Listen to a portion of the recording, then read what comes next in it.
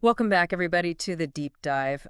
Today we're heading to Dubai, but not for the Burj Khalifa or those crazy islands. We're Yeah. going beyond the typical tourist stuff Yeah. and diving into Dubai's criminal underworld. Exactly. And we're going to be using a recent 60 Minutes expose Oh, cool! and a huge leak of property records Wow. to kind of uncover how this city known for its glitz and glamour, Right. has also become this magnet for international criminals. It's so crazy to me, the contrast. Like I went to Dubai a couple years ago, Uh-huh.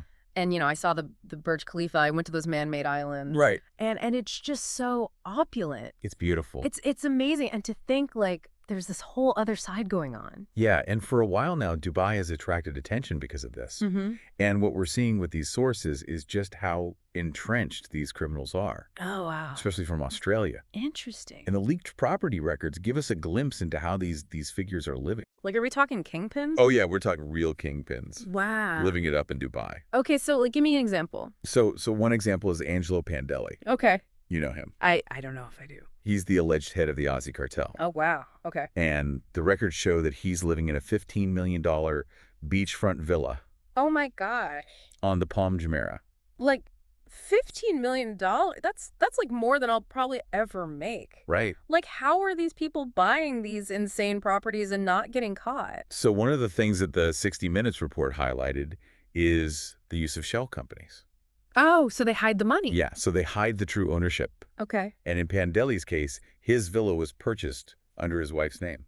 Oh, sneaky. Yeah. So it makes it harder to directly link him to the property. Oh, that's so smart, but also so messed up. Right. And Dubai's legal and financial systems, even though they're going through reforms, Uh-huh. they still offer a degree of flexibility. Oh, so they can kind of slip through the cracks. They can. And so they don't have like a robust tax system. Oh, Like Australia has AUSTRAC. what's Austrac? It's the Australian Transaction Reports and Analysis Center. Okay. And it monitors financial transactions for any suspicious activity. Oh, so Dubai doesn't have anything like that. Not really, no. Oh, so it's easier to move money around without being noticed. Exactly. Okay, so it's not just like the fancy cars and the parties. Yeah. There are actual like financial benefits to being in Dubai. There are. And on top of that, Dubai's in like a really good spot. Geographically, you mean? Yeah, like geographically. Kind of in the center of everything. It's like a crossroads between Europe and Asia and Africa. Right. So you can see why criminals would want to be there. Yeah, so they can do their shady business deals. Exactly. So it's like the perfect place to be a criminal. Right. You can blend in with the super rich Yeah. and you can move your money around without too much trouble. So are we talking about just these kingpins, or are we talking about like entire gangs?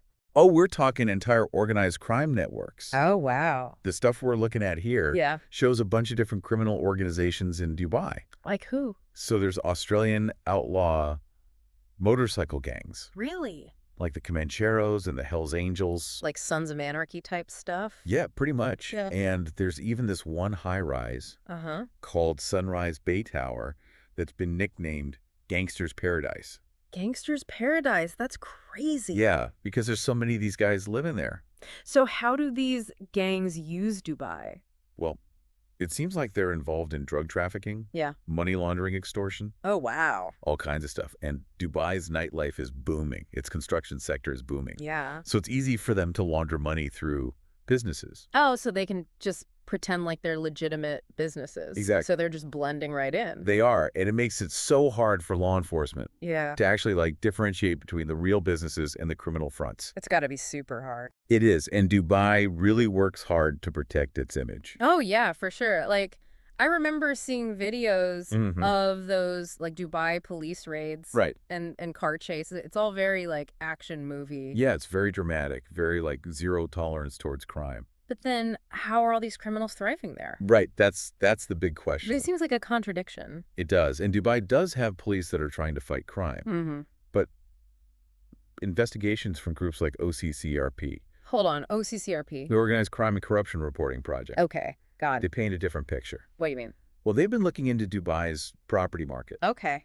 and they've found that it's pretty open to people who aren't exactly squeaky clean. So criminals can just buy property there, no problem. Well, OCCRP has documented cases where people with criminal backgrounds bought luxury properties. Without any issues. Pretty much. So it's not just about the financial laws. It's like Okay. the property market itself is helping these criminals. It's OCCRP says that anonymity is like really important in Dubai, Okay. and they don't always check where the money's coming from. So you can just show up with a suitcase full of cash and buy a penthouse. Pretty much. That's wild. So they could get caught back in Australia, Yeah. but all their money is safe in Dubai. Exactly. And this is why Dubai is getting a lot of heat, Oh, makes sense. because they're basically helping organized crime. It's almost like they're picking and choosing who they go after. Yeah, some people are saying it's a double standard, Totally. all this fancy police stuff, Uh-huh. but they're giving a safe place for criminals to hide their money. So what about like Australia?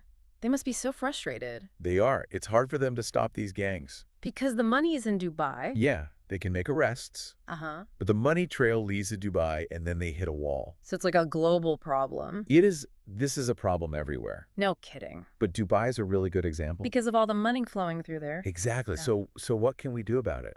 Yeah, that's a good question. What can we do Well, other countries need to put pressure on Dubai. to like crack down on these criminals? Yeah, to be more transparent, Okay. to enforce the financial rules. So make them realize it's not just a Dubai problem. Right. It affects everyone. Because crime doesn't care about borders. Exactly what happens in Dubai affects the whole world. Money laundering, drugs. It all comes back to bite us. It's like globalization, but for crime. It is. We can't just look at what's happening in our own backyard. They have to work together. Exactly. Yeah, it really makes you think. It does. It really shows how interconnected everything is. So crazy, even the criminal world. Right. And the things that are supposed to be good, like globalization and trade, Mm-hmm. those can be used for crime too. Yeah. So as we wrap up this deep dive on Dubai and this criminal underworld, Yeah. what are like the big things you want the listener to remember? Well, I think it's really important to remember that Dubai is a really complicated place. Okay. There's the skyline and all the luxury, Right. but then there's this hidden world too. Yeah, and it's not just individuals anymore. It's like real organizations using Dubai. Yeah, they're using the property market, they're using the location. And Dubai's role in all this Yeah. is really questionable. Yeah, they say they're tough on crime. Right, with those crazy videos. But then you have OCCRP saying something different, Yeah, and these criminals are living large. and they're not getting caught. So it seems like Dubai is turning a blind eye. It does, and that hurts other countries. Like Australia, who are Yeah. dealing with the consequences. We can't just focus on our own problems anymore. Yeah, we have to look at the bigger picture. We need to work together. This whole thing has been really eye-opening. Yeah. It makes you think twice about those pictures of Dubai. Definitely. There's so much more going on. It's not all about fancy cars and parties. Right.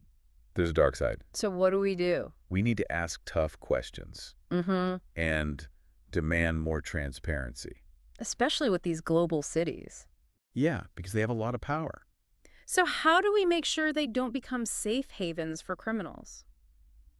It's a tough question. It is, but it's one we all need to be asking. We need to pay attention and be critical. And ultimately take action. This isn't just about law enforcement It's about keeping our systems clean. and making sure that success comes from honest work. Well, this has been an intense deep dive.